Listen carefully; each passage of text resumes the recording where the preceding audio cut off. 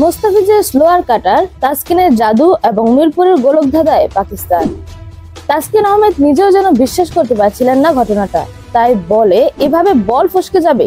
ফখর জামানের সহজ কাজটা ছেড়ে দেওয়ার পর সতীর্থদের কাছ থেকে যদিও সান্ত্বনায় পেয়েছেন, তাকে পিঠ চাপড়ে দিতে এগিয়ে গেছেন রিশাদ হোসেন আর জাকের আলী। তখন তো তারা জানেনই না পরের সময়টা আরো অনেকবারই তাসকিনকে বাহবা জানাতে হবে তাদের। শুধু তাসকিনই নন, পাকিস্তানের ইনিংস জুড়ে বাহবা পাওয়ার মতো বোলিং করেছেন বাংলাদেশের অন্য বোলাররাও।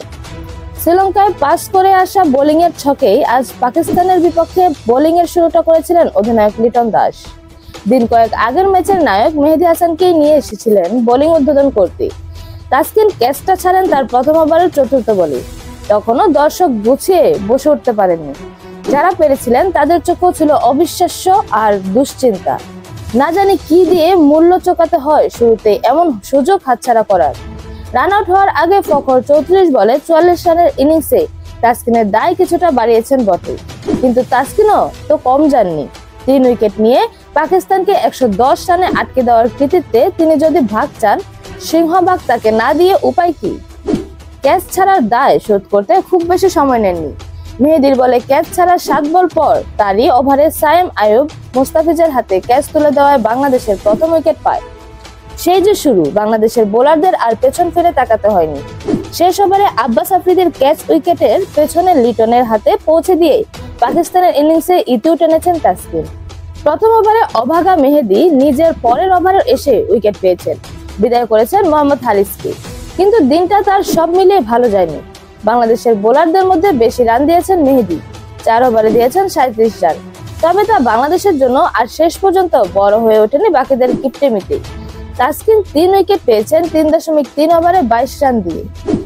কিপটেমিতে সবাইকে ছাড়িয়ে গেছেন মোস্তাফিজুর রহমান। তার স্লোয়ার কাটার আর গতির হেরফেরে দিশেহারা হয়ে যাওয়া পাকিস্তানের ব্যাটসম্যানরা 4 ওভারে করতে পেরেছেন মাত্র 6 রান। 2 উইকেট নেওয়া মোস্তাফিজ এতে নিজের রেকর্ডই নতুন করে লিখেছেন। গত বছর বিশ্বকাপের নেপালের বিপক্ষে 4 ওভারে 7 রান দিয়ে 3 উইকেট নিয়েছিলেন। ওই ম্যাচে 3 উইকেট পাওয়া তানজিমও 7 রান দিয়ে মোস্তাফিজের সঙ্গে ছিলেন। এবার মোস্তাফিজ আরো 1 রান কম দিয়ে রেকর্ডটি শুধু নিজের করে নিয়েছেন। তাসকিন মোস্তাফিজের সঙ্গী হয়ে আসা আরেক পেসার তানজিম হাসান ও 4 ওভারে 20 রান দিয়ে নিয়েছেন 1 উইকেট। 3 পেসারের তোপে অসহায় হয়ে পড়া পাকিস্তান আরো একবার আটকে গেছে মিরপুরের গোলকধাঁধায়। কয়েকদিন ধরে এখানকার রহস্য নিয়ে যে আলোচনা, তা ভেদ করা হয়নি পাকিস্তানের ব্যাটসম্যানদের। শুরু থেকেই নিজেদের চেনা ছন্দের আক্রমণাত্মক ব্যাটিংয়ে বড় রানের পথে ছুটতে গিয়ে হোঁচট খেয়েছে বারবার। মিরপুরে কিভাবে আটকে দিতে হয় তা তো বাংলাদেশের জন্য নতুন কিছু নয়। 2016 সালের এশিয়া কাপে পাকিস্তানকে 129 রানে আটকে দিয়েছিল। সেটাই ছিল বাংলাদেশের বিপক্ষে তাদের সর্বনিম্ন। এবার তার চেয়ে পাকিস্তান 14 রান কম করেছে।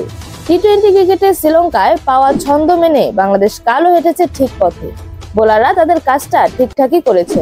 তারই পথ ধরে তাওহিদ হৃদয় 37 বলে 36 রান, পারভেজ হোসেন ইমন 39 বলে অপরাজিত 56 রান করে বাংলাদেশকে জয়ের বন্দরে পৌঁছে দিয়েছেন সহজেই। 27 বল বাকি থাকলে বাংলাদেশের জয়টা এসেছে 7 উইকেটে। এরকম আরো নতুন নতুন খেলার আপডেট পেতে অবশ্যই চ্যানেলটি সাবস্ক্রাইব করে রাখুন। ধন্যবাদ। Flavours news.